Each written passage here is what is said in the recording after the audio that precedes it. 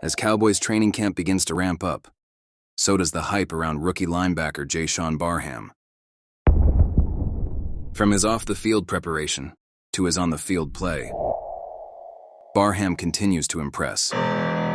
Defensive coordinator Christian Parker said of Barham, "You don't have to guess his potential, because you can see it."